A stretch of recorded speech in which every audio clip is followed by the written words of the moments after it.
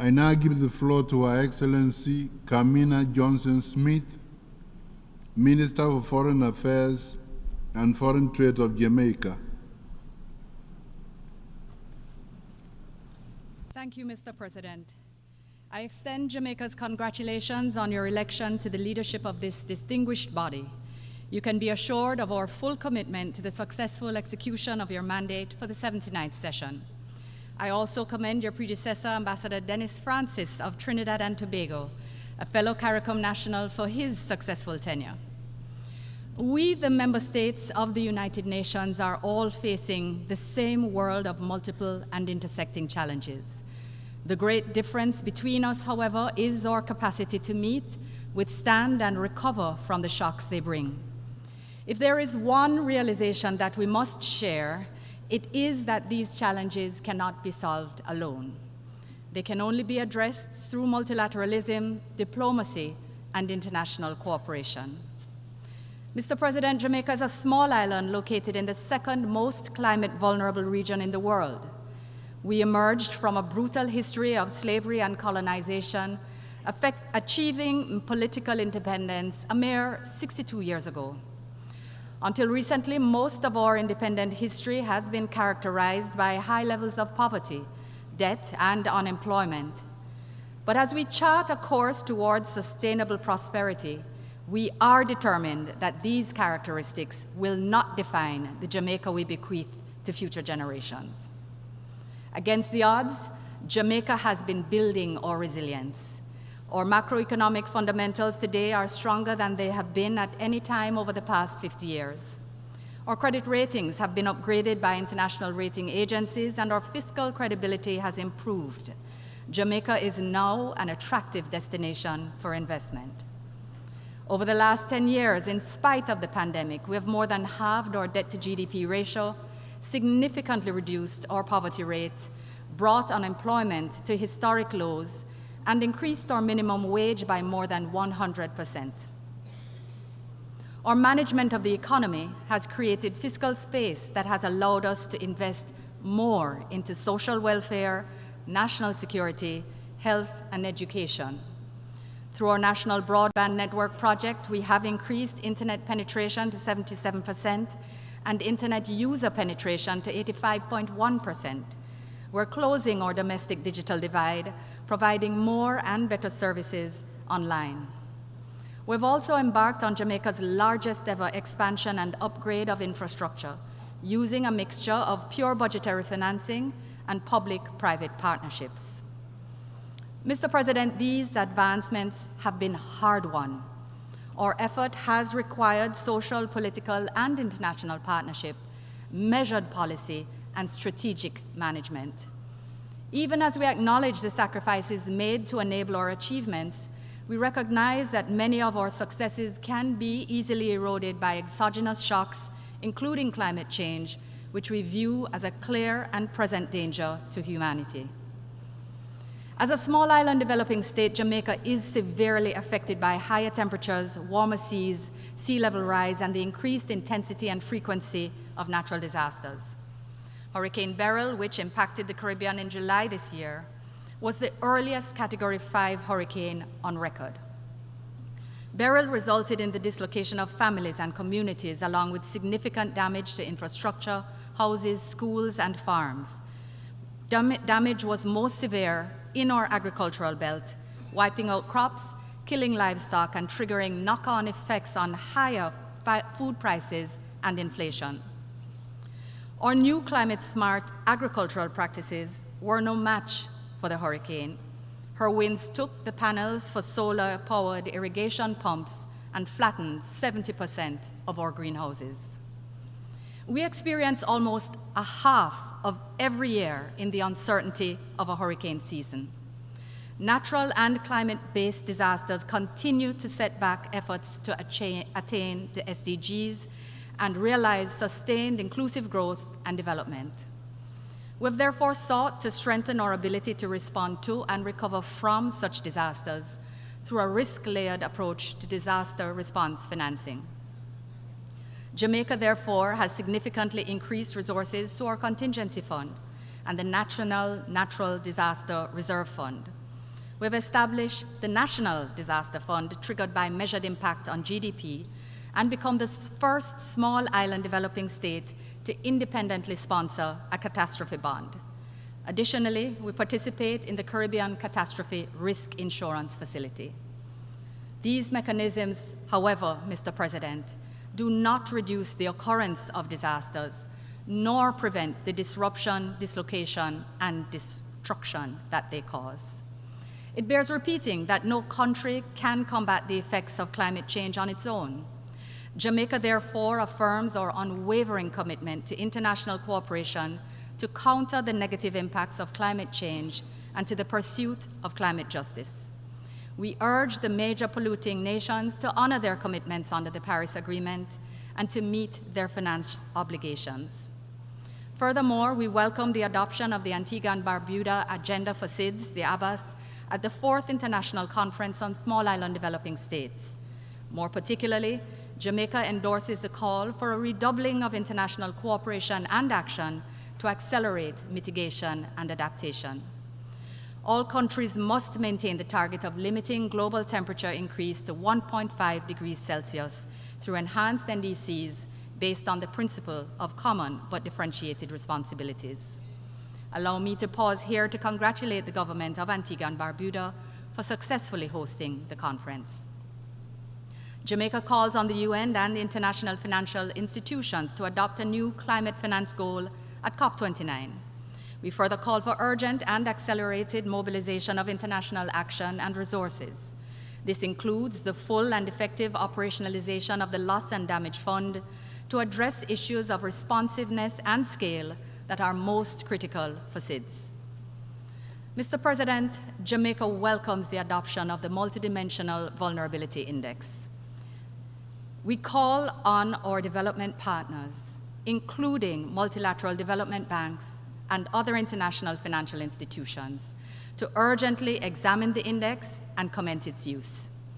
Rather than considering GNI alone, it takes into account the structural and environmental vulnerabilities of SIDS. Its use by MDBs will better align access to and terms of financing with supporting these countries' developmental needs. Jamaica also commits to advancing dialogue and cooperation with stakeholders in the international capital markets to adapt their operations to the vulnerability resilience profiles of SIDS. Improved access to development financing is fundamentally critical for SIDS, which are particularly off track in attaining the SDGs.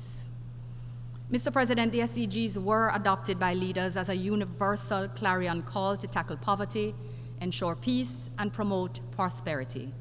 Jamaica shares the concern that globally only 17% of the SDG targets are on track. We are proud that our progress is further along domestically, and we fully support and are honored to co-lead the Secretary General's SDG Stimulus Leaders Group.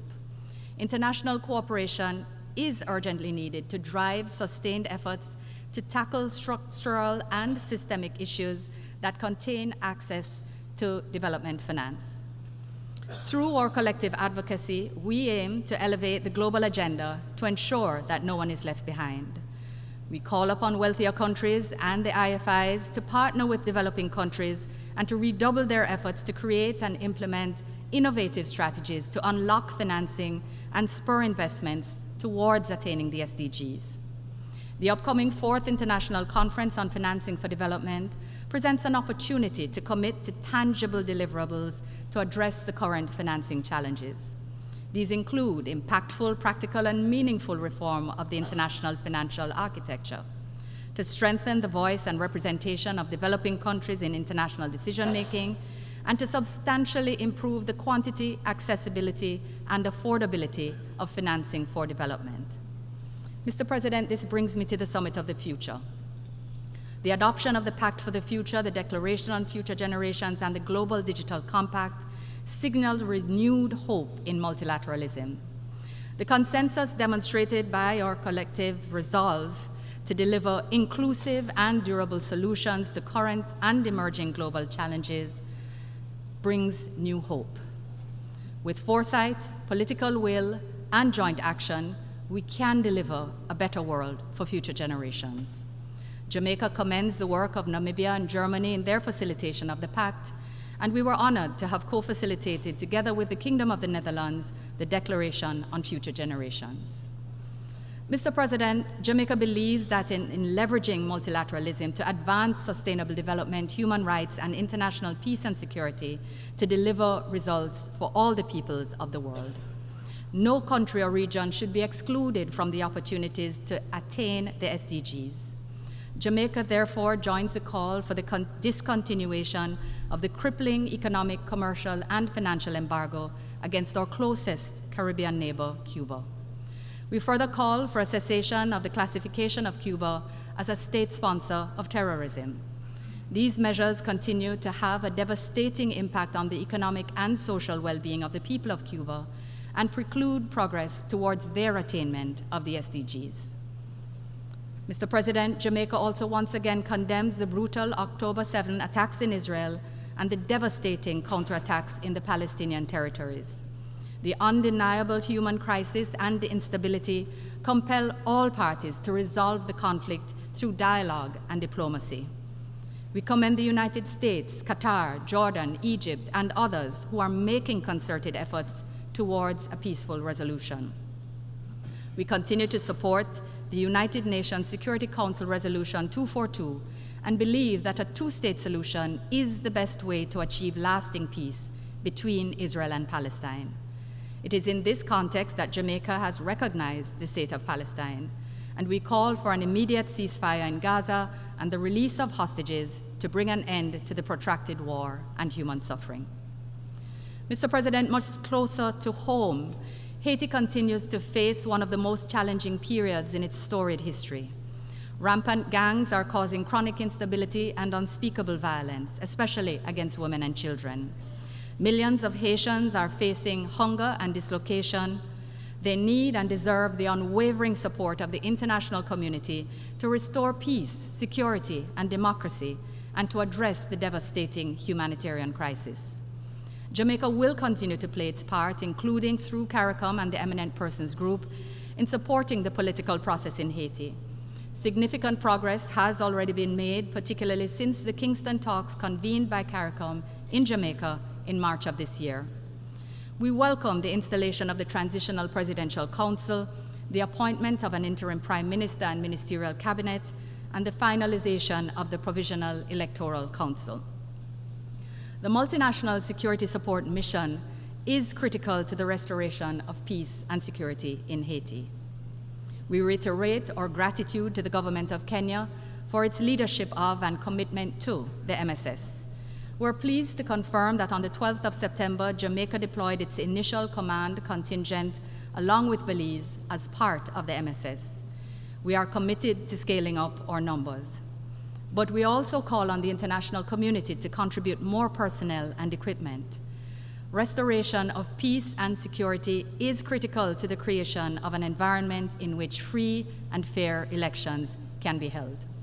The establishment of democratic governance is critical for sustainable economic growth and development for Haiti. Mr. President, since the deployment of the MSS, we have seen improvements in the situation and have reason for cautious optimism. More is needed, however, and time is not on Haiti's side. It is critical that we preserve and advance gains made. It is critical that we maintain hope and stability. We therefore urge the Security Council to renew the mandate of the MSS and to consider future transition to a peacekeeping framework to guarantee funding. We also call for continued and increased support from member states, including financial contributions to the Trust Fund. This is needed for deployment of additional personnel to support the HNP as they recover communities from criminal gangs. Mr. President, we further call on the international community to significantly increase contributions to the humanitarian response plan for Haiti, which remains underfunded at 39% of target. Support to BNU must also be ramped up so that displaced families can be fed and provided with critical health care, and children can return to the classrooms to resume their education. Jamaica will continue to do what we are able. We will support our sister CARICOM nation in the effort to restore peace, security, and stability in Haiti and, by extension, the region. As Mr. President, Jamaica is seeking to comprehensively address the issue of gangs, crime, and violence in our own society, fully recognizing the compounding impact of transnational crime, including illicit trafficking in drugs, arms, and ammunition. We've embarked on a mission of transforming and strengthening our security forces and agencies while preserving human rights, increasing operational efficiency, and delivering high-quality policing services to the public. We have made significant improvements to the working conditions of our policemen and women, and the National Police College of Jamaica has now received the highest international accreditation for curriculum and quality of training. We continue to expand CCT networks in collaboration with our stakeholders, have increased mobility and introduced new equipment and technology, including forensics. We've also introduced new community policing models. The government is also undertaking social interventions in vulnerable communities. We've trained and certified approximately 40,000 at-risk youth and enrolled approximately 81,000 parents in parenting programs. We're also working closely with the private sector and NGOs to expand social services in vulnerable communities. On transnational organized crime, Jamaica has made substantial investments in advanced coastal radar systems and acquisition of offshore patrol vessels. We're also increasing the use of technology in securing our ports. Mr. President, as a result of these initiatives, major crimes have consistently declined to the lowest levels in 25 years. So far this year, there's been a 17% decline in homicides over last year. Jamaica is a safer place to live, work, raise families, and do business. We recognize that continued bilateral, regional, and multilateral cooperation, especially in the areas of training, intelligence sharing, and joint operations, is vital if we are to comprehensively and sustainably continue to reduce crime and violence. And in this regard, while we appreciate steps taken, we reiterate our call for more concrete action from bilateral partners to stem the illicit flow of small arms and ammunition from their ports. We welcome the recent outcome of the RevCon 4 on small arms and light weapons. More particularly, we welcome the emphasis placed on technical assistance and capacity building, customs control, emerging technologies, and through-life conventional ammunition management. These are all critically relevant matters to ultimately turning around crime-ridden inner-city communities into peaceful and prosperous ones. Mr. President, cybercrime is a major threat to citizen security and an obstacle to sustained economic development. International cooperation is necessary to address the matter of cybercrime. Jamaica actively participated in the negotiations together with our fellow CARICOM partners on the United Nations Convention on Cybercrime. We therefore look forward to the adoption of the convention by the General Assembly and look forward to future engagements within the framework of this instrument. In closing, Mr. President, Jamaica has taken difficult decisions and has taken responsibility for our economic future. We've demonstrated that we are able to positively impact our own outcomes and redefine our future.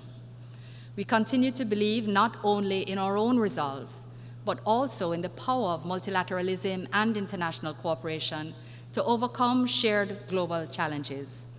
The people of the world are counting on these United Nations and the international community to deliver on climate, on human rights, on peace and security, and on development. With that support, Jamaica is committed to doing our part to meet the challenges of today while laying a solid foundation for future generations. I thank you.